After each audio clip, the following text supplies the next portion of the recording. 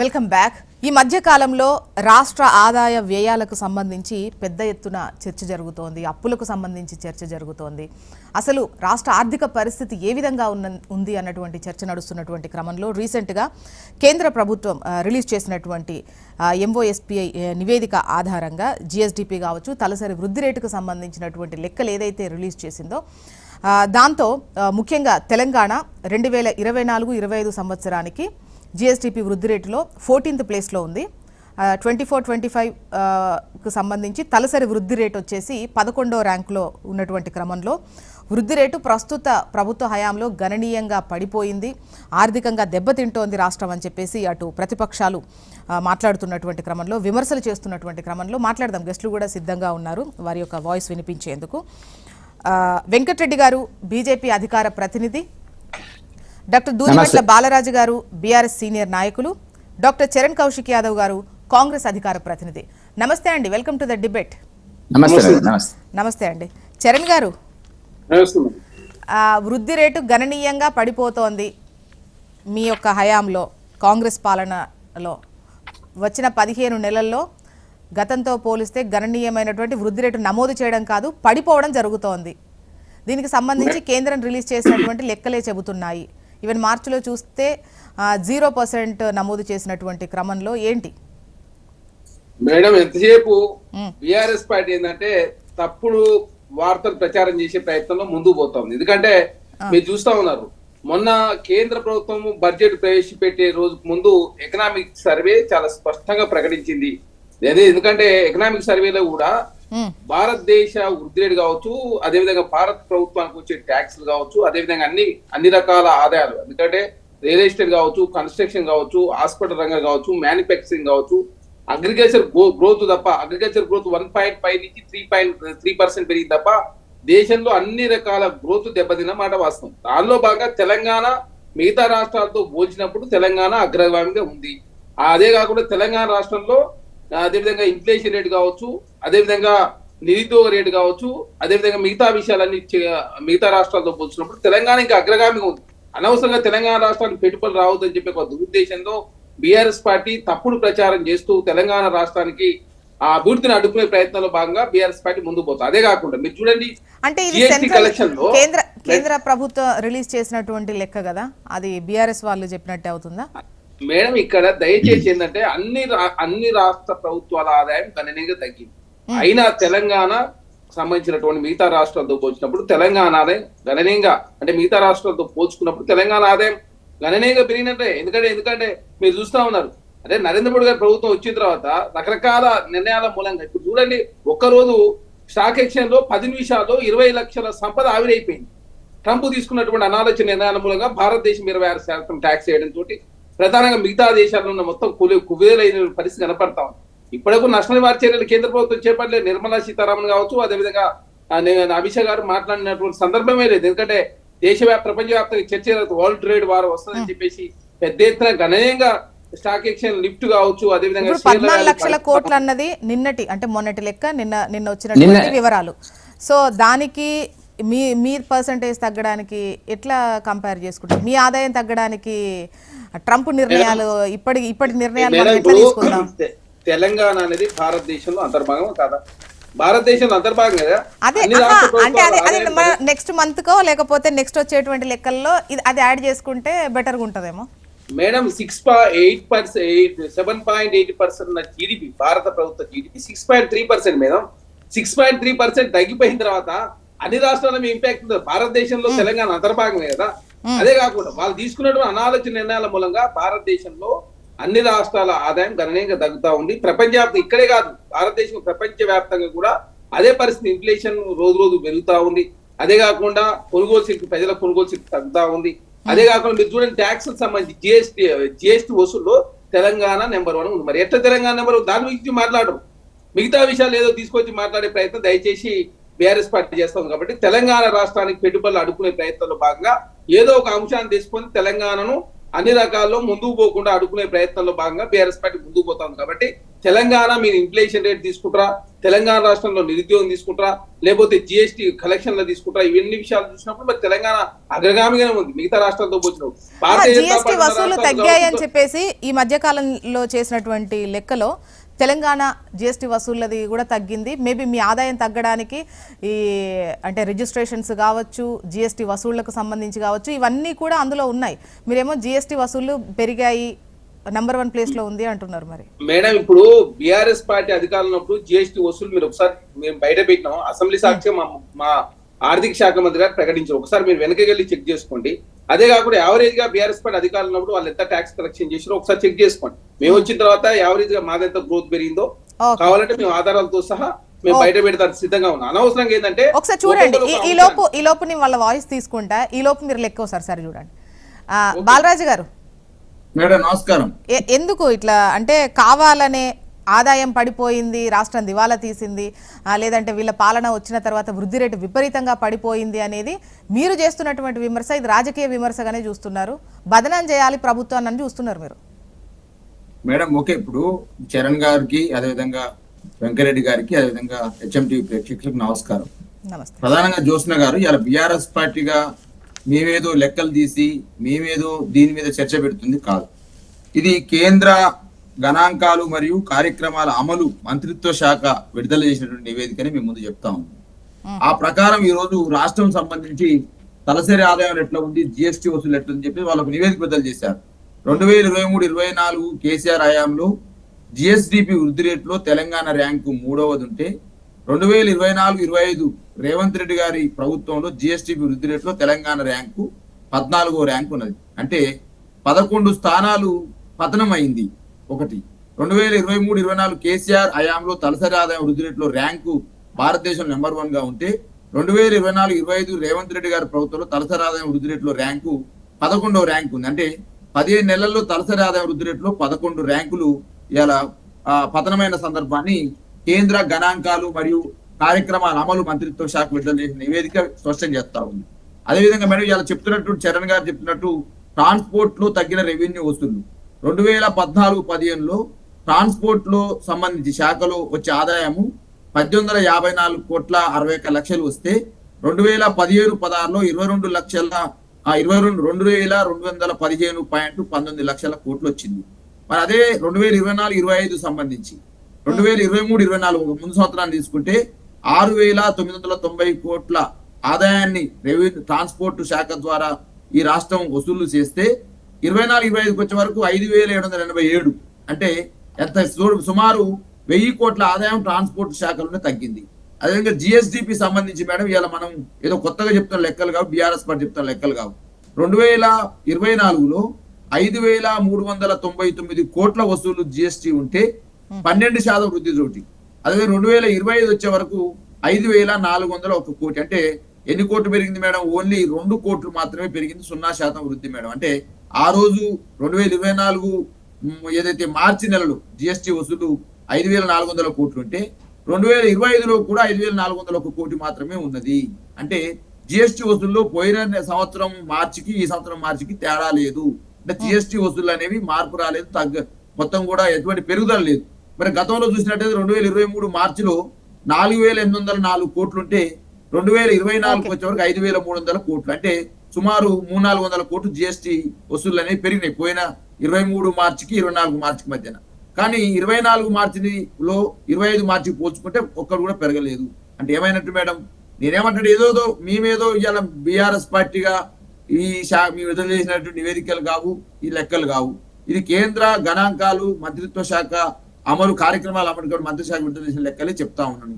ఇలా తలసరి ఆదాయం చూసుకున్నా, జిఎస్టిపి చూసుకున్నా, ట్రాన్స్పోర్ట్ ఆదాయం చూసుకున్నా, స్టాంప్ రిజిస్ట్రేషన్ ఆదాయం చూసుకున్నా, అదేవిధంగా రియల్ ఎస్టేట్ బిజినెస్ చూసుకున్నా, అదేవిధంగా ఇవాళ అన్ని రంగాలలో ఇవాళ ఏదైతే వీళ్ళు తీసుకున్న అస్పష్టమైన విధానాలు, ఇలా మూసి పునర్జీవం పేరుతోటి ఏదో చేస్తామన్నటువంటి విధానం కావచ్చు, హైడ్రా పేరుతోటి హైదరాబాద్ లో చేసినటువంటి వికృత క్రీడ కావచ్చు, అదేవిధంగా రియల్ ఎస్టేట్ భూమి సంబంధించి ఏదైతే జరుగుతున్నటువంటి తంతు హైదరాబాద్ సంబంధించిన బ్రాండ్ మీద తగ్గించడం తోటి ఇలా రియల్ ఎస్టేట్ ఆదాయం ఎంత తగ్గింది అనేది ఇప్పుడు పోయినసారికి మీ టైంలో ఉన్నటువంటి ధరణి పైన చాలా రకాల విమర్శలు ఈవెన్ కాంగ్రెస్ అధికారంలోకి వచ్చే ముందు చేసినటువంటి క్రమంలో ధరణి తర్వాత భూమాత పోర్టల్ రావడానికి సో కొన్ని సాంకేతికమైనటువంటి అంశాలు ఉన్నాయి, వాటిని కరెక్ట్ చేయాల్సినటువంటి అవసరం ఉంది. ఒకటి వచ్చిన టైంలో ఈ రిజిస్ట్రేషన్స్ అవి తగ్గేటువంటి అవకాశం ఉంటుంది కదా, ఆ తగ్గడం అనేది అది లిటిల్ బిట్ డిప్ మాత్రమే, దాన్ని పూర్తి స్థాయిలో అది పడిపోయిందని కానీ దాన్ని మీరు అలా ప్రచారం చేస్తున్నారు అని చెప్పేసి కాంగ్రెస్ అంటోంది. అంటే రిజిస్ట్రేషన్ కి సంబంధించి ఏదైతే ఆదాయం రావాల్సి ఉందో, నిధులు రావాల్సి ఉందో వాటికి సంబంధించి మాట్లాడినటువంటి లెక్క. నేనేమంటున్నాను మేడం, ఇప్పుడు ఒక బీఆర్ఎస్ పార్టీ విడుదల చేసిన నివేదికను లెక్కలైతే మమ్మల్ని తప్పట్టొచ్చు, మా పార్టీ విధానాన్ని మీరే తప్పు చేస్తున్నారని చెప్పొచ్చు. ఇలా కేంద్ర గణాంకాలు అనేవి కేంద్ర కార్యక్రమాల అమలు శాఖ మంత్రిత్వ శాఖ విడుదల చేసిన నివేదికలే మేము ముందు స్పష్టంగా చదివి వినిపిస్తున్నాం మేడం. కేసీఆర్ ప్రభుత్వంలో జిఎస్టీ వృద్ధి రేటు 11.06% ఉంటే ఇవాళ 2024-25 వచ్చే వరకు జిఎస్టీ వృద్ధి రేటు 10.12% మాత్రమే ఉంది. అంటే 0.94% తగ్గింది. అదేవిధంగా తలసరి ఆదాయం చూస్తే ఆ రోజు 14.1% ఉంటే ఈ రోజు 9.6% అంటే 4.5% 15 నెలల కాలంలో తగ్గింది. దీనికి కారణం ఏదో ఇంటిని మేమేమంటాం మేడం, ఇవాళ మంత్రుల మధ్య సయోధ్య కావచ్చు, మంత్రి మండలి మధ్య సయోధ్య కావచ్చు, ముఖ్యమంత్రికి మంత్రుల మధ్య ర్యాపో తగ్గడం కావచ్చు, వీళ్ళు తీసుకున్న నిర్ణయాల్లో ఒకలేమో ఎస్సీ భూముల మీద అన్యాయం జరుగుతుందని చెప్పేసి వాళ్ళ ఎన్ఎస్సీ వాళ్ళే నివేదికిస్తారు, వాళ్ళే ఎట్టటిస్తారు మీనాక్షి నటరాజన్ మీద ఫైర్ చేస్తున్నామని చెప్పేసి ఆమె పెత్తనమైంది, ఢిల్లీ పెత్తనమైంది, తెలుగువారి ఆత్మగౌరవం మీద అన్యాయం జరుగుతుందని చెప్పేసి కొన్ని పత్రికలలో వాళ్ళు వారి అనుకూలమైన పత్రికలో రాపించుకుంటారు. నేనేమంటే మేడం, ఇవాళ స్పష్టంగా కాంగ్రెస్ పార్టీ ఏదైతే మంత్రుల మధ్య కోఆర్డినేషన్ కావచ్చు, వారికి పరిపాలనలో అనుభవం లేమి కావచ్చు, తెలంగాణ పట్ల వారికి ప్రేమ లేమి కావచ్చు, ప్రేమ లేకపోవడం వల్ల ఏదో మేము బత్తెసాలు తెలంగాణ రాష్ట్రం ఎటన్నా పోని తలసరాద ఎడిపోతే మాకేంది, జిఎస్టీ పీడిపోతే మాకేంది, వెంకటరెడ్డి గారి వర్షన్ తీసుకుందాం ప్లీజ్. వెంకటరెడ్డి గారి వర్షన్ తీసుకుందాం. వెంకటరెడ్డి గారు చెప్పండి మేడం. చెప్పండి, ఈ నివేదికను బట్టి రాష్ట్ర వృద్ధి రేటు కావచ్చు, గ్రోత్ రేటు కావచ్చు, అదేవిధంగా తలసరి వృద్ధి రేటుకు సంబంధించినటువంటి లెక్కలను రిలీజ్ చేసినటువంటి క్రమంలో ఇదొక రాజకీయంగా ముఖ్యంగా కావాలనే కాంగ్రెస్ పాలనలో వృద్ధి రేటు మందగించింది అనేది చెప్పేటువంటి ప్రయత్నం చేస్తున్నారు అనేది ఒక వర్షన్ కాంగ్రెస్ నుంచి వినిపిస్తోంది. ఇప్పుడు ఒకటి మేడం, ఈ వృద్ధి రేటు జిఎస్టిపి కానివ్వండి, తలసరి ఆదాయం కానివ్వండి, ప్రభుత్వ ఆదాయాలు అప్పులు వీటికి సంబంధించినటువంటి విషయం లోపల భారతీయ జనతా పార్టీ గత 9.5 సంవత్సరాలుగా కేసీఆర్ ప్రభుత్వం అనుసరించినటువంటి విధానము, ఇప్పుడు రేవంత్ రెడ్డి గారు అనుసరించిన విధానంలో ఏమీ తేడా లేదు. ఒకటి మాత్రం నేను చెప్పగలుగుతాను, ఏ పెట్టుబడి బడ్జెట్ రాజకీయాలకు అతీతంగా నేను మాట్లాడతాను. ఆర్థిక పరమైనటువంటివి 2 రకాల ఖర్చులు ఉంటాయి. ఒకటి రెవెన్యూ ఖర్చులు, రెండవది మూలధన ఖర్చులు, క్యాపిటల్ ఇన్వెస్ట్మెంట్. క్యాపిటల్ ఇన్వెస్ట్మెంట్ అంటే ఇన్ఫ్రాస్ట్రక్చర్, ప్రాజెక్టులు, రోడ్లు, వీటిల్లో మనం పెట్టుబడి చేసినట్టయితే అవి తర్వాత వాటి యొక్క ఫలితాలు మనకు రావడం అనేటువంటి జరుగుతుంది. ఫర్ ఎగ్జాంపుల్ తీసుకోండి, కాళేశ్వరం ఉంది. కాళేశ్వరంలో 1,10,000 కోట్ల 1,20,000 కోట్ల లెక్క ఇంకా కుదరలే కానీ 80,000 కోట్ల వరకు నాకున్న సమాచారం మేరకు వివిధ సంస్థల ద్వారా, కేంద్ర ప్రభుత్వ సంస్థల ద్వారా అప్పులు చేసినటువంటి పరిస్థితి ఉండేది. ఇది క్యాపిటల్ ఇన్వెస్ట్మెంట్. ఇప్పుడు రెవెన్యూ అంటే ఏం జరుగుతుంది? ఇప్పుడు డైలీ ఖర్చులు, జీతాలు, భత్యాలు, ప్రభుత్వ నిర్వహణ ఖర్చులు, ఒక సంవత్సర కాలంలో పెట్టేటువంటి ఖర్చులన్నింటినీ రెవెన్యూ ఖర్చులు అంటాము. ఈ రెవెన్యూ ఖర్చుల కోసము అప్పులు చేసేటువంటి పరిస్థితి గత ప్రభుత్వం అనుసరించినటువంటి ఆర్థిక విధానాలు, పెట్టుబడి విధానాలు, కేసీఆర్ ముందు చూపలేనటువంటి పద్ధతి లోపల పెట్టుబడులు అక్కడ చేసినాడు. కొంత జిఎస్టీపీలో కొంత మార్పు ఉండొచ్చు, తలసరిలో కొంత పెరుగుదల కనపడి ఉండొచ్చు. కాకపోతే ఏంటంటే ఆ పెట్టుబడుల యొక్క ప్రభావం ప్రభుత్వం ఎవరొచ్చినా కూడా, ఇవాళ ఆయన వచ్చినా ఇవ్వచ్చినా మేమొచ్చినా కూడా ఈ పరిస్థితి అనేటువంటిది వాళ్ళు ఉన్నమాట వాస్తవం. దీనికి తగ్గట్టుగా ఏంటంటే ఈ పెట్టుబడులకు సంబంధించినటువంటి ఇవంతా కూడా గోల్మాల్ జరిగిపోయింది. రెవెన్యూ ఖర్చులు, జీతభత్యాలకు, పెన్షనర్స్. ఇప్పుడు ఈ వృద్ధి రేటు కావచ్చు, ఇప్పుడు మీరు ఏదైతే అంటున్నారో ముందు చూపు లేకుండా గతంలో అప్పులు, ఆ లెక్కలు అవన్నీ పెడితే, ముఖ్యంగా వృద్ధి రేటుకు సంబంధించి గతం ఇప్పటితో కంపేర్ చేస్తే ఇది మీరు ఇచ్చినటువంటి లెక్క. సో ఆ వృద్ధి రేటు లెక్కలోకి తీసుకోవచ్చా, తీసుకోవద్దా? లెక్కలోకి తీసుకోవాలి. ఇప్పుడు ఇది మేము ముందు నుంచి చెప్తున్నాం, 10 సంవత్సరాలు చెప్తున్నాం. కేసీఆర్ అనుసరిస్తున్నటువంటి పెట్టుబడుల ఆర్థిక విధానాల యొక్క ప్రభావం భవిష్యత్తులో ఉంటుందని చెప్పినాం. ఇప్పుడు రేవంత్ రెడ్డి గారు చేసేది కూడా అదే. ఆయన 18,500 కోట్లు ఆదాయం అంటున్నాడు, 6,500 కోట్లు అప్పుల కోసం, 6,500 కోట్లు ఉద్యోగస్తుల కోసం, 6,500 కోట్లు. రెండవది ఏంటంటే కేసీఆర్ గారు చేసినటువంటి పెద్ద ప్రమాదకరమైనటువంటి పెట్టుబడి విధానం, ఆర్థిక విధానం ఏంటంటే బడ్జెటే ఇతర అప్పులు. అంటే అనేక కార్పొరేషన్లు, ఇప్పుడు మనకి పాలమూరు ప్రాజెక్టు కార్పొరేషన్ అని చెప్పి, సీతారామ ప్రాజెక్టు ఖమ్మంలో అని చెప్పి, కాళేశ్వరం ప్రాజెక్ట్ అని చెప్పి ఒక 20 ప్రాజెక్టులు. వెంకటరెడ్డి గారు అంటే ఉన్న అప్పు ఎలా చేశారు ఏంటి గతంలో మనం చాలా సందర్భాల్లో మాట్లాడాం. అయితే ఇప్పుడు పాలన, ఆదాయం ఎట్లా వస్తోంది, వృద్ధి రేటు ఏ విధంగా ఉంది, తలసరి ఆదాయం ఎంత నమోదవుతోంది, ఈ ప్రస్తుత సంవత్సరంలో ఎట్లా ఉంది అనేది మాట్లాడుతున్నటువంటి క్రమంలో సెంట్రల్ రిలీజ్ చేసిన లెక్క. అయితే ఇంతకుముందు చరణ్ గారు మాట్లాడుతూ దేశం ఆదాయం ఓవరాల్గా కూడా పెద్ద ఎత్తునే తగ్గింది, ఒక్క తెలంగాణది మాత్రమే కాదు, ఇది కావాలని ఇక్కడ ఫోకస్ చేసి ప్రస్తుత పాలన పైన నిందలేస్తున్నారు మీరు. ఇప్పుడు దేశం ఆదాయం అనేటువంటిది మిత్రులకు తెలియాల్సినటువంటిది ఏంటంటే అన్ని రాష్ట్రాల్లో జరిగినటువంటి ఆదాయాలు అభివృద్ధి అన్ని కలిపితే దేశం ఉంటుంది. మోదీ గారికి ఒక సపరేట్ ఒక భూభాగం ఏమి లేదు ఇక్కడ, అది గుర్తుంచుకోవాల్సినటువంటిది. దురదృష్టవశాత్తు కేసీఆర్ గారి దగ్గర నుంచి ఇప్పటి వరకు కూడా మొన్న కూడా బడ్జెట్ లో బట్టి గారు ప్రవేశపెట్టిన ఫస్ట్ 2 పారాగ్రాఫ్లు మీరు చదవండి మేడము. మా జీడిపి ఇంత ఉంది, దేశం జీడిపి ఇంత ఉంది, మా పర్ క్యాపిటల్ ఇన్కమ్ ఇంత ఉంది, దేశం పర్ క్యాపిటల్ ఇన్కమ్ ఇంత ఉంది. ఇది పద్ధతి అనండి. ఒక రాష్ట్రం అనేటువంటిది మరొక రాష్ట్రంతో పోల్చుకోవాలి, గుజరాత్తో పోల్చుకోవాలి, గోవాతో పోల్చుకోవాలి, మహారాష్ట్రతో పోల్చుకోవాలి, తమిళనాడుతో పోల్చుకొని చెప్పాలి. కాబట్టి ఇది మిస్లీడింగ్ అనేటువంటిది గత కొంతకాలం నుంచి కూడా 10 సంవత్సరాల నుంచి జరుగుతున్నటువంటి మాట వాస్తవం. ఇప్పుడు పెట్టుబడులకు వచ్చేటప్పటికి ఏంటంటే ప్రపంచవ్యాప్తంగా మందగమనం జరుగుతున్నటువంటి మాట వాస్తవము, దేశంలో కూడా ఆ పరిస్థితులు కొంత కనపడుతున్నటువంటిది. కాబట్టి ఇవాళ ఏది ఉన్నప్పటికీ కూడా ఇవాళ తగ్గింది అని ఒప్పుకోవడానికి కాంగ్రెస్ ప్రభుత్వం రెడీగా ఉండాలా. దానికి కారణాలు అనేటువంటిది అనేక రకాల కారణాలు ఉన్నాయి. ఇప్పుడు ఒక్క రోజున ఆర్థిక పరిస్థితులు అనేటువంటిది కుంచకపోదు. గతంలో అనుసరించినటువంటి ఇప్పుడు మనం దివాలా ఎప్పుడు తీస్తాం మేడము? ఒక రోజు దివాలా తీయము. గత ప్రభుత్వం అనుసరించినటువంటి విధానాలు నిజానికి 2014లో తెలంగాణ వచ్చేటప్పటికి మిగులు రాష్ట్రంగా ఉన్నటువంటి దాన్ని అప్పలపాయం చేసినటువంటిది కేసీఆర్ గారు చివరికి ఏం చెప్తున్నారు? గత ప్రభుత్వం తీసుకున్న నిర్ణయాలు, గత ప్రభుత్వం ఆర్థిక స్థితికి సంబంధించి అవలంబించినటువంటి తీసుకున్నటువంటి చర్యలు, వాటన్నిటి వల్ల ప్రస్తుత ప్రభుత్వం అనుభవిస్తోంది అంటున్నారా? నిజమే, అది నిజమే. కానీ ఆ విషయాలన్నీ తెలిసి కూడా వీళ్ళు ఇచ్చినటువంటి మేనిఫెస్టో అమలు చేయడానికి వీళ్ళైనటువంటి ఊహాజనితమైన మేనిఫెస్టో ప్రకారంగా తట్టుకోలేక ఏం చేయలేక గందరగోళంలో వాళ్ళ అనేక అప్పులు తెచ్చి అటువైపు చూపిస్తున్నారు. 2 వైపులా చూపిస్తున్నారు వాళ్ళు. ఒకటి, గత ప్రభుత్వం అనుసరించినటువంటి ఆర్థిక విధానాల వల్ల మాకు ఈ పరిస్థితి వచ్చింది. రెండోది, కేంద్ర ప్రభుత్వం మాకు సరిగ్గా నిధులు ఇవ్వడం లేదనేటువంటి ఒక విమర్శ అనేటువంటిది. ఈ రెండింటి ప్రయాణం మీద రేవంత్ రెడ్డి గారు ముందుకోవాలని ప్రయత్నం చేస్తున్నాడు. కానీ ఇచ్చినటువంటి వాగ్దానాలు ఏంటి, వాటికి సంబంధించి ఎస్టిమేషన్ ఉండాలి కదా, లేకుండానే చేస్తున్నారు. అన్ని ఉచితంగా ఇస్తాము అనేటువంటి పద్ధతి లోపల తీసుకుపోయిన తర్వాత ప్రజల్లో ఇలా అసంతృప్తి బయలుదేరింది తర్వాత పెన్షనర్స్ జీతాలు ఇచ్చే పరిస్థితి లేదు మేడం. నెలకు 10,000 కోట్ల రూపాయలు ఇవాళ అప్పులు రిజర్వ్ బ్యాంక్ నుంచి ఓపెన్ మార్కెట్ వ్యవహారాల దగ్గర అప్పులు తెచ్చుకుంటే తప్ప జీతాలు ఇచ్చే పరిస్థితి లేదు. ఆయనే చెప్తున్నాడు 8,000 కోట్ల రూపాయలు పెన్షన్స్ కి. పెన్షనర్స్ కు డబ్బు ఇవ్వలేదు, జీతాలు ఇవ్వలేదు అన్నప్పుడు ఆ ప్రభుత్వం దివాలా తీసినట్టుగానే ఆర్థికంగా అనేటువంటిది మాత్రం గుర్తుంచుకోవాల్సిన అవసరం మాత్రం ఉంది. అంటే ఏవైతే హామీలకు సంబంధించినటువంటి డబ్బు ప్రజల ఖాతాల్లో జమ అవ్వకపోవడం వల్ల కొనుగోలు శక్తి తగ్గడము, మరోవైపు మామూలుగా రాష్ట్రంలోనే ప్రజల దగ్గర కొనుగోలు శక్తి తగ్గింది అనేటువంటిది ఒక విమర్శ ఫేస్ చేస్తున్నారు. అండ్ రీసెంట్గా ఈ రైతు భరోసాకు సంబంధించినటువంటి డబ్బులు జమ చేస్తుంటే అది కొంచెం ఎఫెక్ట్ చూపించేదేమో మేడం. ఇక్కడ ఈసారి వాణిజ్య పన్నుల వసూల్లో ఈసారి 7.2% వృద్ధి రేటు ఉందని చెప్పేసి మార్చిలో ముగిసినటువంటి సమావేశాల్లో ప్రకటించినటువంటి సందర్భం. అదే కాకుండా ఇప్పుడు ఇక్కడ ఏదైతే నోమూర్ అనే జపానీస్ కంపెనీ జపనీస్ సంబంధించినటువంటి ఒక అంచనా సంస్థ చాలా స్పష్టంగా ఈ రోజు ప్రకటించింది. భారతదేశ జీడిపి ఇప్పుడు 6.3% ఉంది. అది 25కు వస్తాక 5.9% పడిపోయి 2026లో 7% చేరే అవకాశం ఉందని చాలా స్పష్టంగా ప్రకటించిన తర్వాత భారతదేశంలో తెలంగాణ అంతర్భాగం. అదే కాకుండా ఇక్కడ మీరు ఒకసారి చూసినప్పుడు మొన్ననే కేంద్ర గణాంక సంస్థ చాలా స్పష్టంగా బడ్జెట్ కు ఒక రోజు ముందు ఏదైతే కేంద్ర ముఖ్య సలహాదారు గారు ఉన్నారో వారు చాలా స్పష్టంగా ప్రకటించిన సందర్భం ఏమైందంటే తయారీ రంగం 2023-24లో 14% వృద్ధి రేటు ఉంటే అది 3.5% తగ్గిన మాట వాస్తవం. 3.5 ఎక్కడ 14% ఎక్కడో మీరు అర్థం చేసుకోవాలి. అదే కాకుండా గనుల తవ్వకాలు 2023-24లో 4.7% ఉంటే అది 1.4% తగ్గిన మాట వాస్తవం. నిర్మాణ రంగం 10% ఉంటే చూడండి, రియల్ ఎస్టేట్ కావచ్చు, కన్స్ట్రక్షన్ రంగం 10% దేశం వృద్ధి రేటు ఉంటే ఈ మొన్న ఫైనాన్షియల్ ఇయర్ కు అది 7% అంటే 3% గ్రోత్ రేట్ తగ్గింది. విద్యుత్ కావచ్చు, గ్యాస్, నీటి సరఫరా యూనిట్లకు సంబంధించి 10.1 ఉంటే 5.1%. అదే కాకుండా సేవలు, వాణిజ్యం, హోటల్ రవాణా 8% నుంచి 6.7%.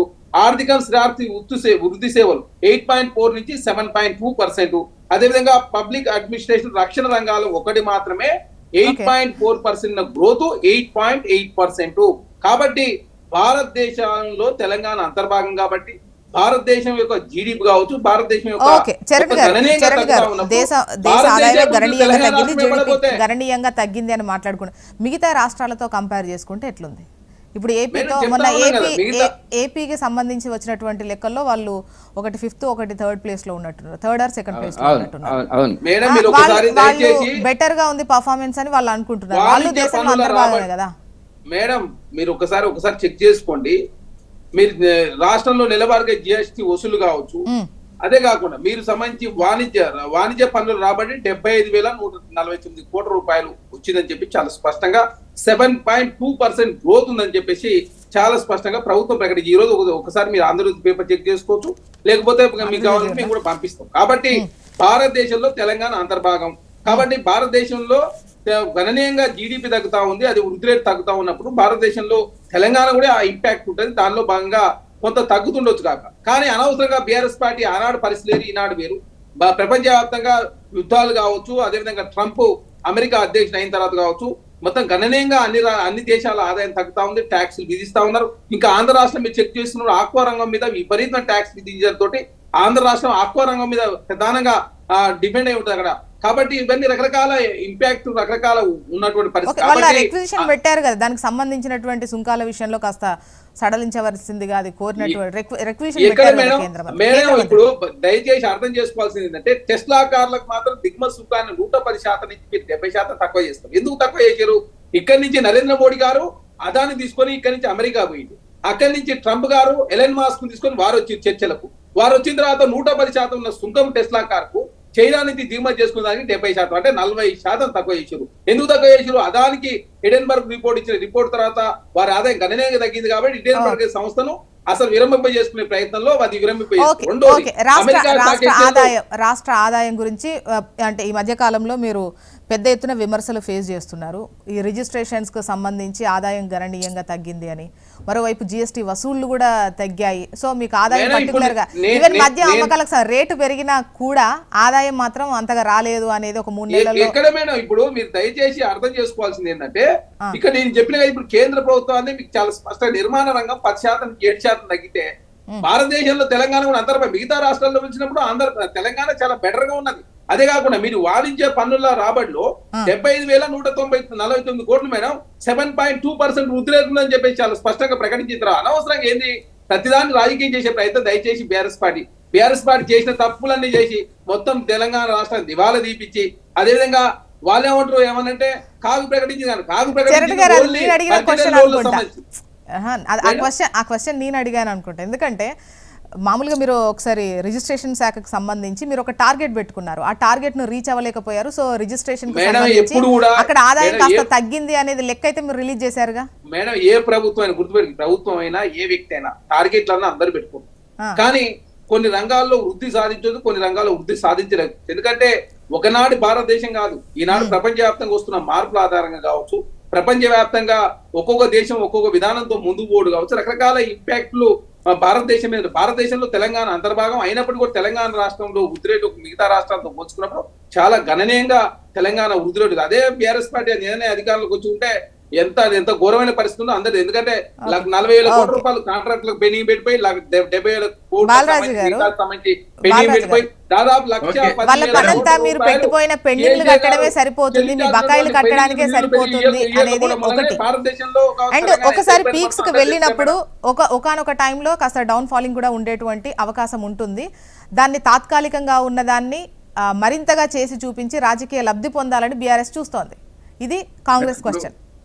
మేడం మేము ఏమంటున్నామంటే, ఇప్పుడు చరణ్ గారు తను ఎంబీఏలో పిహెచ్డి చేసినటువంటి విద్యార్థి నాయకుడు, ఆయన కాంగ్రెస్ పార్టీలో మంచిగా ఉంది, రేవంత్ రెడ్డి గారు కోర్ టీంలో కూడా వారు ఉన్నారు. వారికి మేము సూచన ఏం చేస్తున్నామంటే, మీరు ఇలా రాష్ట్ర ప్రభుత్వం సంబంధించి తీసుకున్నటువంటి అస్పష్టమైన విధానాలు, రైతాంగానికి సంబంధించి మీరు రుణమాఫీ ఏదైతే ఉందో, రైతుకు పెట్టుబడి సాయం ఇచ్చేటువంటి రైతు బంధు ఏదైతే ఉందో, ఇవాళ వ్యవసాయ సంబంధించినటువంటి ఆ రంగంలో ఇలా మీ అనేక రకమైనటువంటి మౌలిక మార్పులు తీసుకొచ్చింది. రుణమాఫీ కావచ్చు, అదేవిధంగా రైతు బంధు కావచ్చు.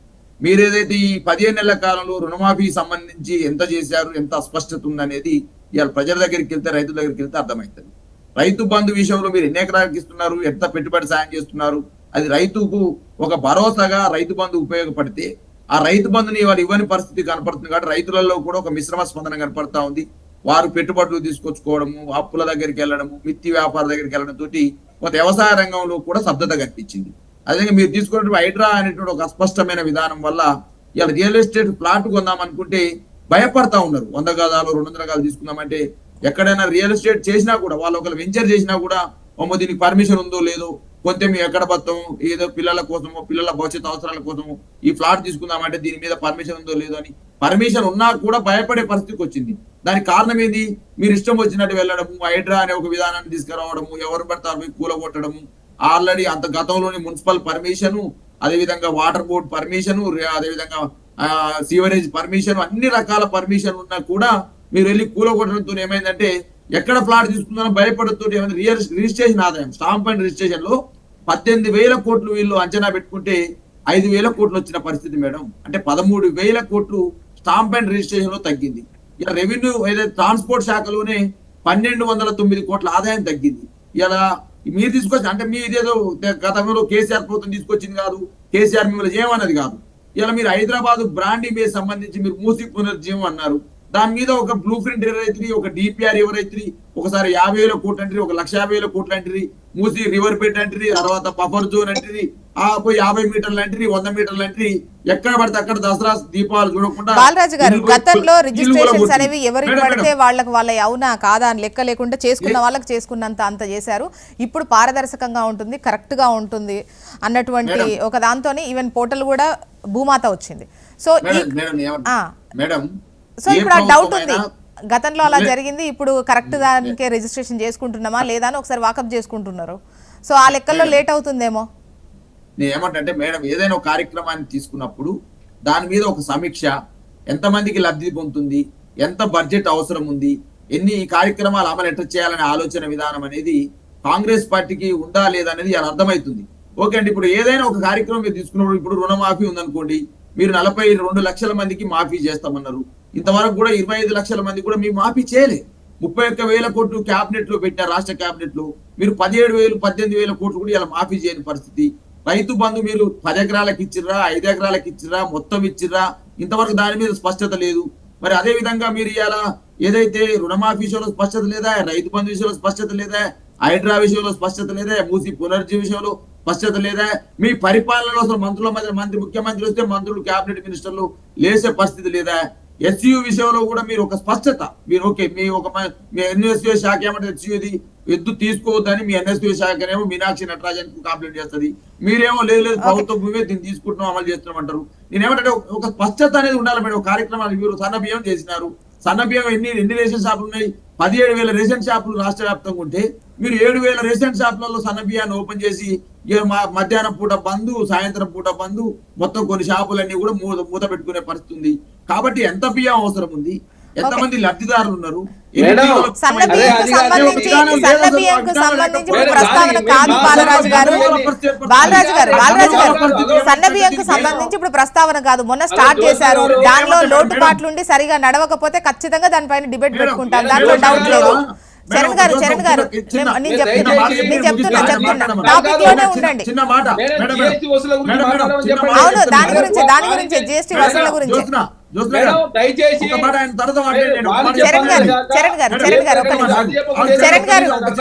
చరణ్ గారు ఒక్క నిమిషం. బాలరాజు గారు, కార్యక్రమాల అమలు మేడం విడుదల చేసినటువంటి శాఖ ఏంటి? కేంద్ర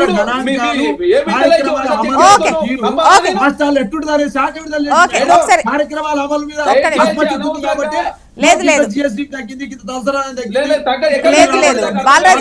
బాలరాజు గారు స్టాంపు రిజిస్ట్రేషన్ ఆదాయం తగ్గింది, అన్ని రకాల వెంకటరెడ్డి గారు మీకు ఇస్తా, మీకు ఫైనల్ గా మీరే కన్క్లూడ్ చేయాల్సి ఉంటుంది, మీకు ఇస్తా, ఖచ్చితంగా ఇస్తా. వెంకటరెడ్డి గారు చెప్పండి. ఇప్పుడు ఒకటి మేడం, బీఆర్ఎస్ కాంగ్రెస్ నేను ముందు నుంచి చెప్తున్నటువంటిది ఏంటంటే అనుసరించేటువంటి పెట్టుబడి 2014 మీ సంగతి కూడా చెప్తా. అవినీతి మేడం బాలాజీ గారు వినో ఓపిక చేసుకోకపోతే ఎందుకు? కేసీఆర్ గారు చాలా జాగ్రత్తగా వింటున్నారు, మీరేం ఓపిక లేకుండా అవుతున్నది. ఒకటేంటంటే అవినీతి డబ్బు అనేటువంటిది అభివృద్ధికి కూడా ఒక దారి. ఈ రాజకీయ నాయకులు ఈ పెట్టుబడి కాంట్రాక్టర్లు వీళ్ళంతా కూడా విపరీతంగా ప్రభుత్వ డబ్బులు దోచుకొని వాటిని దాన్ని ఏం చేస్తున్నారు, వివిధ పెట్టుబడులు అంటే ఏమిటి, రియల్ ఎస్టేట్లో పెట్టుబడి పెట్టడం వల్ల ఈ ఆదాయాలు పెరుగుతున్నవి, ఏది రిజిస్ట్రేషన్ స్టాంప్ డ్యూటీ ఆదాయాలు పెరుగుతున్నవి, మళ్ళీ దీనికి ఇంకొకటి మధ్య ఆదాయాలు కూడా పెరుగుతున్నటువంటి పరిస్థితి. కాబట్టి ఇవాళ జరుగుతున్నటువంటిది ఏంటి, పెట్టుబడి విధానం. ఇప్పుడు రైతు బంధు అంటున్నారు, రైతు బంధు 25,000 కోట్ల రూపాయలు వ్యవసాయ రంగానికి మామూలుగా కేటాయింపులు కేసీఆర్ జమానాలో ఉంది. దాంట్లో 18,000 కోట్ల రూపాయలు దీనికి ఇచ్చి వ్యవసాయ రంగాన్ని అభివృద్ధికి లేదుగా, అభివృద్ధి ఏముండదు అక్కడిగా. మీరు మొన్న చూసినారు మేడం, టేబుల్ లాస్ట్ డే నాడు అసెంబ్లీలో కాంగ్రెస్ పీరియడ్లో మొన్న జరిగినటువంటి బడ్జెట్ సమావేశాల లోపల కంట్రోలర్ సిఏజీ రిపోర్ట్ ఇచ్చినారు, control auditor general of India report ఇచ్చినారు. దాని మీద చర్చ చేయలేదు. గతంలో కేసీఆర్ చర్చకు ఒప్పుకోలేదు, వీళ్ళు చర్చ చేయలేదు. లాస్ట్ డే నాడు అక్కడ పడేసిపోతారు టేబుల్ మీద ఎమ్మెల్యేలకు. దాంట్లో వాళ్ళు చెప్పినటువంటి ఘోరమైనటువంటి విమర్శ ఏంటంటే చాలా అప్పులు మాకు చెల్లించేటప్పుడే కనపడుతున్నాయి ఆడిట్ లో, అవి ఎక్కడ తెచ్చిండ్రు ఏం తెచ్చిండ్రు అనేటువంటి మాకు తెలియలేదు. కామెంట్ దాంట్లో రాయడం జరిగినటువంటిది ఘోరమైనటువంటి కామెంట్ ఒక ప్రభుత్వం మీద కనపడతలేదు, మాకు బుక్కులు ఎక్కడ కనపడతలేదు, అకౌంట్స్ బుక్స్ లో కనపడతలేదు, కానీ చెల్లించేటప్పుడు ఓహో ఈ అప్పు ఉందా అనేటువంటి విషయం మాకు తెలుస్తుంది అనేటువంటి విషయంగా. కాబట్టి కేసీఆర్ గారు కానీ రేవంత్ రెడ్డి గారు కానీ ఓట్లు రాజకీయాలు అడ్డుకునేటట్టుగా వృద్ధి రేటు ప్రస్తుతం ఎట్లా సర్క్యులేట్ అవుతుంది మనీ రాష్ట్రంలో, ఎట్ ద సేమ్ టైం తలసరి ఆదాయం ఎట్లా ఉంది, ఆదాయం ప్రస్తుతానికి ఓవరాల్ గా ఎందుకు తగ్గింది, వృద్ధి రేటు తగ్గిందా లేదా, వీటికి సంబంధించి ఈవెన్ మీరు ఇచ్చిన లెక్కల ప్రకారమే మాట్లాడుకుంటున్నటువంటి టైంలో ముఖ్యంగా స్టిల్ అంటే అప్పులు గతంలో కూడా వాళ్ళు అప్పు కట్టారు కదా, అప్పుకు వడ్డీ కట్టారు కదా, కడుతున్నారు. ఇప్పుడు 6,300 కోట్లు కడుతున్నామని వాళ్ళు కూడా కట్టారు కదా అంటున్నాం. అంటే వాళ్ళు కట్టుండొచ్చు. పెట్టుబడి ఇప్పుడు ఒక్కటి మేడము, పెట్టుబడి విధానాలు ఇప్పుడు ఈ మాత్రము ఉచితాలు ఇవ్వడానికి మా దగ్గర భారతీయ జనతా పార్టీ దగ్గర పెన్ను కాగితం లేదా మేనిఫెస్టో రాయడానికి, వీళ్ళేదో గొప్పగా చేసినట్టుగా. ఒక భవిష్యత్తు ఆర్థిక విధానము దేశం సమగ్రంగా అభివృద్ధి జరగాల, అన్ని రంగాలలో జరగాల, అందరికీ ప్రయోజనం రావాలనే కోణంలో ఆలోచించినప్పుడు కొన్ని స్కీములు మేము యాక్సెప్ట్ చేయకపోవచ్చు, మా మేనిఫెస్టోలో రావడం లేదు, వీళ్ళు మేము అది ఇచ్చినాం ఇది ఇచ్చినాం అని చెప్తున్నారు. చిన్న సబ్మిషన్ అండి, అంటే ఒకవేళ తెలంగాణలో ఖచ్చితంగా అధికారం అంటే వచ్చే ఛాన్సెస్ ఉన్నాయి అని అనుకోండి, మేబీ మీరిచ్చే హామీల వినండి మీరిచ్చేటువంటి హామీల్లో కూడా నెక్స్ట్ టైంకు ఖచ్చితంగా మార్పులు కనిపిస్తాయేమో, మేము వస్తే ఇది ఇస్తాము. ఎందుకంటే ఢిల్లీలో మొన్న మేనిఫెస్టో చూసాం, అప్పుడు కొంచెం మంచి మేనిఫెస్టో ఇచ్చారు కదా, మిగతా పార్టీలానే ఇచ్చారు కదా. ఇప్పుడు ఏ ఉచితమైనా కూడా మన ఆర్థిక పరిమితికి లోబడి ఇవ్వడంలో తప్పలేదు మేడం. ఇప్పుడు ఏం చేసినారు, షాదీ ముబారక్ అని డైరెక్ట్ గా ఖాతాలు వేసినారు. రైతు బంధు అనేటువంటిది నేను వ్యతిరేకించడం లేదు కానీ డైరెక్ట్ ఖాతాలో వేసినారు. ఆసరా పెన్షన్ డైరెక్ట్ గా మేము పెంచుతాం మీకు ఇస్తామని చెప్పినారు. ఇవన్నీ కూడా రెవెన్యూ ఎక్స్పెండిచర్స్ ఎప్పుడు కూడా శాశ్వతంగా భారతదేశ ఆర్థిక వ్యవస్థను కానీ రాష్ట్ర ఆర్థిక వ్యవస్థను కానీ ముందుకు తీసుకుపోయే ప్రయత్నం ఉండదు. పెట్టుబడి స్వభావం క్యాపిటల్ ఇన్వెస్ట్మెంట్ తగ్గిపోయినాయి, ఘోరంగా తగ్గిపోయినాయి. ఇప్పుడు వీళ్ళు చెప్తున్నది వాళ్ళు చెప్తున్నటువంటి దాంట్లో బడ్జెట్ లో ఖర్చు పెట్టింది ఎంత చెప్పండి. బడ్జెట్ కేటాయింపుల లోపల 30% ఖర్చులే పెడతలేరు. అది కేసీఆర్ దగ్గర నుంచి ఇప్పటిదాకా నడుస్తున్నటువంటి వ్యవహారం. బడ్జెట్ కేటాయింపులు వేరు, సవరింపులు వేరు, యాక్చువల్ ఖర్చులు వేరు. దీని ప్రజలను ఓట్ల బ్యాంక్ రాజకీయాల లోపల మోసం చేస్తున్నారు. ఇది భారతదేశంలో మంచి పద్ధతి కాదు అనేటువంటి భారతీయ జనతా పార్టీ ఆర్థిక ఎన్ని ఇబ్బందులు ఉన్నప్పుడు కూడా మేము ఎందుకు పెట్టలేదు. మీరు అన్నట్టుగా ఢిల్లీలో ఒకటి రెండు మేము ఉచిత స్కీములు మేము తీసుకొచ్చిన మాట వాస్తవం. వీళ్ళు అట్లా కాదు, డైరెక్ట్గా అది చదవగానే ఓటేసినట్టు ఉండాలి. ఆ స్కీమ్ ఇంప్లిమెంట్ చేయగానే ఓటు మేము మీకే ఇస్తామనేటువంటి పద్ధతులు తీసుకోవాలి. ఇవి తాత్కాలిక ప్రయోజనాలు. ఇప్పుడు మామూలుగా జరుగుతుంది. ఇవాళ ఎందుకు తగ్గింది రిజిస్ట్రేషన్ ఆదాయం ఎందుకు తగ్గిందండి? వందల కోట్ల రూపాయలు గత ప్రభుత్వంలో ఇప్పుడు కూడా చెప్తున్నాను, ఈ పెద్ద పెద్ద బడా కాంట్రాక్టర్లకు డబ్బులు రిలీజ్ చేస్తున్నారు వీళ్ళు. ఆ డబ్బులన్నీ ఎక్కడ పోతాయండి? అన్అకౌంటెడ్ మనీ, ఎక్కడ రికార్డులలో సరిగ్గా ఉండవు. అవన్నీ కూడా పెట్టుబడులు, హైదరాబాద్ చుట్టూ పెట్టుబడులు. అందుకే చెప్తున్నాను కదా, ధరణి మీద చాలా ప్రయోగాలు చేసినారు, చాలా విమర్శలు చేసినారు కాంగ్రెస్ గవర్నమెంట్. ఇలా దాకా ధరణిలో ఏం జరిగిందో ఒక్కరి పేరు కూడా చెప్పడం లేదు. భూములన్నీ మాయమైపోయినా ఉన్నారు. మాయమైపోతే మీరు ఎందుకు చెప్పడం లేదో చెప్పండి. ఇప్పుడు చెప్పలేకపోతున్నారు. కాబట్టి వీళ్ళు అనుసరిస్తున్నటువంటి విధానం లోపల ఒకే పద్ధతి. దయచేసి భారతీయ జనతా పార్టీ ఎంత దుర్మార్గంగా వ్యవహరిస్తుందంటే, అరే బ్యారక్ రేటు తగ్గుతుంటే మీరు పెట్రోల్ రేట్లు పెంచుకుంటూ పోయి మీరు మాట్లాడితే ఎట్లయితది? ట్రంప్ ఆర్థిక విధానాలు తగ్గాలి కదా. ఉన్నప్పుడు 60 రూపాయలు ఉంటే ఇవాళ 120 రూపాయలు, 100 రూపాయలు దాటిపోయింది. దయచేసి కంపెనీలో భరిస్తాయి, అది కంపెనీలో భరిస్తాయి, వినియోగదారులకు సంబంధం లేదు. వినియోగదారులు కాకుండా వాళ్ళు జోష్న గారు ఇక్కడ నమస్తే తెలంగాణ అయినా టీ న్యూస్ అయినా హరీష్ రావు గారు ఎంత తప్పుడు ప్రచారం చేస్తున్నారంటే, మీరు ఒకసారి జిఎస్టీ వసూలు విషయం 5% గ్రోత్ ఉందని చెప్పేసి వాదించారు. 7.2% వృద్ధి రేటు ఉందని చెప్పేసి చాలా స్పష్టంగా వాణిజ్య పన్నుల శాఖ ప్రకటిస్తే, మీరు ఒకసారి చెక్ చేసి రాష్ట్రంలో నెలల వారుగా జిఎస్టీ వసూళ్లలో 2023-24లో ఏప్రిల్లో 5,622 కోట్లు ఉంటే 24-25 ఏప్రిల్ కోసం 6,236 11% వృద్ధి రేటు. మేలో 4,500 ఉంటే 4,900 11% వృద్ధి రేటు. జూన్ లో కేంద్రం విడుదల చేయలేదు. జూలైలో 4,849 ఉంటే 4,940 జస్ట్ 2% ఇక్కడ తగ్గింది. తర్వాత ఆగస్ట్ కోసాక మళ్ళీ ఒక 4% పెరిగింది. సెప్టెంబర్ కోసం 1% పెరిగింది. అక్టోబర్ లో 7% పెరిగింది. నవంబర్ లో 3% పెరిగింది. డిసెంబర్ లో 10% పెరిగింది. జనవరిలో 10, ఫిబ్రవరి కోసం 1, మార్చి కోసాకే కొంచెం తగ్గింది. అరే దానికి 7.2% వృద్ధి రేటు ఉంటే నమస్తే తెలంగాణ 5.1% వృద్ధి రేటు అని చెప్పేసి వారు రాసుడు. దానికి హరీష్ రావు గారు, కేకే గారు మాట్లాడు. ఏమైనా అర్థం వాస్తవాలు మాట్లాడాలి కదా. అంటే ఆంధ్రజ్యోతి పత్రిక ఇచ్చింది ఒకటి ఉంటది, అదే ప్రభుత్వం ఇచ్చింది సేమ్ ఉంటది. నమస్తే తెలంగాణ ప్రకటించింది ఎంత తప్పు ఉంటది? లెక్కలని అన్ని కామనే కదా. అనవసరంగా ప్రజలను తప్పుల్లో నెట్టే ప్రయత్నంలో భాగంగా ప్రభుత్వం ఏదో తప్పు చేస్తుంది, ప్రజలు ఏదో గందరగోళం క్రియేట్ చేసే ప్రయత్నం దయచేసి మానుకోవాలి. వాస్తవ విషయాలు మాట్లాడుకుంటే సెంట్రల్ రిలీజ్ చేసినటువంటి లెక్కల్లో ఏపీ 5వ పొజిషన్ లో, ముఖ్యంగా జిఎస్డిపికి సంబంధించి తలసరి ఆదాయం సంబంధించి 3వ పొజిషన్ లో ఉన్నది. అది అవి తప్పేనా? మీరు ఒకసారి గుర్తుపెట్టుకోండి, వృద్ధి రేటు సంబంధించినప్పుడు అంతకుముందు లెక్కలు చెక్ చేసుకోండి. రకరకాల లెక్కల్లో ఒక్కోసారి మిళితమై చేసే ప్రయత్నంలో భాగంగా కొంచెం కొన్నిసార్లు తగ్గుతుంటది. కానీ అనవసరంగా దాన్నే మొత్తం ప్రామాణికంగా తీసుకొని మరి ఇంత ముందు పెరిగిందని మాట్లాడమే, పెరిగినప్పుడేమో పెరిగిందని మాట్లాడు. ఏదైనా కొంచెం తగ్గిందని చెప్పి పెద్ద ఎత్తున బటగాల్చి మీద చేసే ప్రయత్నం దయచేసి మానుకోవాలా. అదే పరిస్థితిలో మీరుంటే మీలాగా మీరు డైనింగ్ టేబుల్ కూర్చొని నిర్ణయాలు తీసుకుంటే ఒక వ్యక్తి ఈ లెక్క రిలీజ్ అయింది ఒక 3-4 డేస్ బ్యాక్ అనుకుంటా. ఆ టైంలోనే మీరు అన్నటువంటి పత్రికలో చూసినప్పుడు ఏపీకి సంబంధించి ఇచ్చినప్పుడు 34.5 సంథింగ్ ఇట్లా ఇచ్చి, అండ్ తెలంగాణకు సంబంధించి 7 అంటే ఇంత తగ్గినటువంటి క్రమం కనిపించింది అని ఆ రోజు ఆ పేపర్ అంటే ఏపీకి కంపేర్ చేసి మాట్లాడినప్పుడు తెలంగాణది విపరీతంగా తగ్గింది అన్నటువంటి లెక్కల్లో వేశారు. చంద్రబాబు నాయుడు గారి నిర్ణయాల వల్ల వాటి వల్ల అద్భుతంగా ఏపీ ముందుకెళ్తోంది అన్నటువంటి కథనాన్ని మేము జరిగాం. ఏపీ ముందుకెళ్ళడం ఏం లేదు మేడం. ప్రధానంగా ఏంటంటే నరేంద్ర మోడీ గారి ప్రభుత్వం ప్రధానంగా ఆంధ్ర రాష్ట్రాన్ని సహకరిస్తా ఉంది. తెలంగాణకు కేంద్ర ప్రభుత్వం రూపాయి సాయం లేదు. ఎందుకు వెంకటరెడ్డి గారు వెంకటరెడ్డి గారు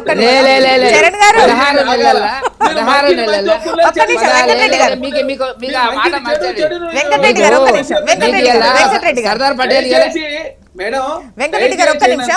చరణ్ గారు నేను ఏ పత్రికను ఉటంకించలేదు. మీరే ఒక పత్రిక ప్రస్తావన తీసి అందులో ఇలా రాశారు, ఇందులో అలా రాశారన్నారు. అదే పత్రిక 4 రోజుల క్రితం చూసినప్పుడు తెలంగాణలో అంత వర్కౌట్ అవ్వట్లేదు కానీ ఏపీలో బాగుంది అండ్ ఈవెన్ పర్సంటేజ్లతో సహా రాసి ఏపీలో 2-3% ఉన్నటువంటి 2వ ప్లేస్లో 3వ ప్లేస్లో 5వ ప్లేస్లో 3వ ప్లేస్లో ఉన్నందుకు ఆనందంగా ఉంది. సో ఇప్పుడు తీసుకుంటున్నటువంటి నిర్ణయాలు ఇప్పుడు గట్టెక్కుతోంది రాష్ట్రం అన్నటువంటి విధంగా అక్కడ కథనాన్ని నేను చూసా.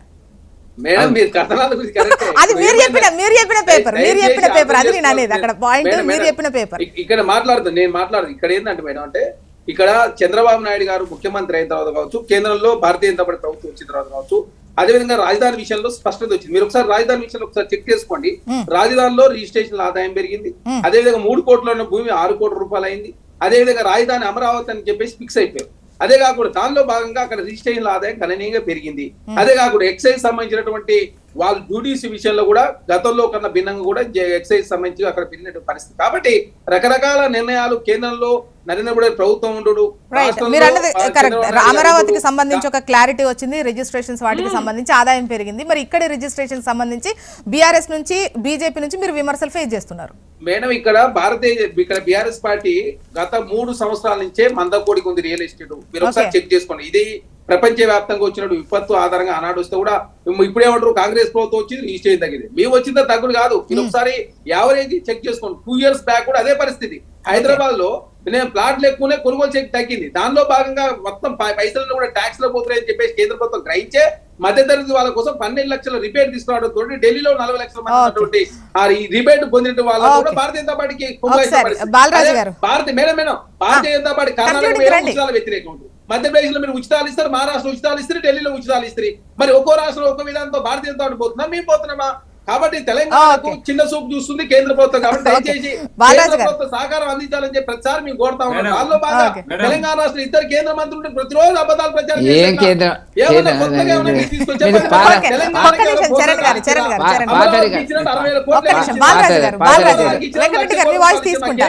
తీసుకుంటా ప్లీజ్. బాలరాజు గారు జ్యోత్స్న చెప్పాలనుకున్న జస్ట్ 1 minute లో ఓకే. చెప్పండి, మీరు టైం ఓకే. లేదు. జ్యోత్స్న గారు, చరణ్ గారు ఎంత వాదించినా వాస్తవికత అనేది దూరంగా ఉంది అనేది స్పష్టంగా కనపడతా ఉంది. ఇవాళ గతంలో కేసీఆర్ గవర్నమెంట్ మీద రేవంత్ రెడ్డి గారు పిసిసి అధ్యక్షుడిగా రాష్ట్రాన్ని తాగుబోతున్న రాష్ట్రంగా చేస్తున్నారు. ఇలా హరిత హోటళ్లను కూడా బార్లు చేస్తున్నారండి. హరిత హోటళ్ళని బార్లు చేస్తుంది సర్కారు. ఇక చూసినవా నాయన, ఈ మధ్యప్రదేశ్ మాజీ ముఖ్యమంత్రి గారి బీర్లను తీసుకొచ్చి తెలంగాణ దాపిస్తుంది. అదేవిధంగా రాష్ట్రాన్ని అప్పులుగా మార్చి చిప్పకూడు తింటారని మాట్లాడిన రేవంత్ రెడ్డి గారు 1,53,000 కోట్ల రూపాయలు ఈ 15 నెలల కాలంలో ఓకే, ఈ విమర్శలకు మళ్ళీ వాళ్ళు సమాధానం చెప్పాల్సిన టైం ఇవ్వాల్సి ఉంటుంది. ప్లీజ్ బాలరాజు గారు, విమర్శనాత్మకంగా వద్దు. కానీ ఎందుకో మద్యం ఆదాయం మాత్రం ప్రస్తుత పాలనలో మద్యం ఆదాయం తగ్గింది. ఆదాయం తగ్గితే యాక్సెప్ట్ చేయాలేమో. రాష్ట్రంలో వెంకటరెడ్డి గారు, తాగుబోతున్న రాష్ట్రం చేస్తున్నారు రేవంత్ రెడ్డి. ఓకే, బాలరాజు గారు అండ్ చరణ్ గారు ప్లీజ్.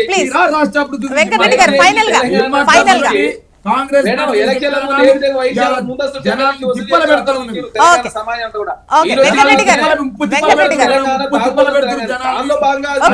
గారు ఫైనల్ వర్డ్ మీరు ఏమైనా చెప్పాలనుకుంటే చెప్పండి, లేదంటే క్లోజ్ చేస్తున్నా.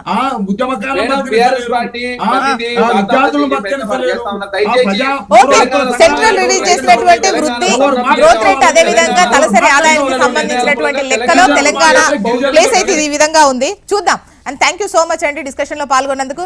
చరణ్ కౌశిక్ యాదవ్ గారు, వెంకటరెడ్డి గారు, బాలరాజు గారు, థ్యాంక్ యూ అండి. Thank you very much. ఇది వాటి న్యూస్ అనాలిసిస్. చూస్తూనే ఉండండి హెచ్ఎం టీవీ. వార్త ఆగదు, నిజం దాగదు.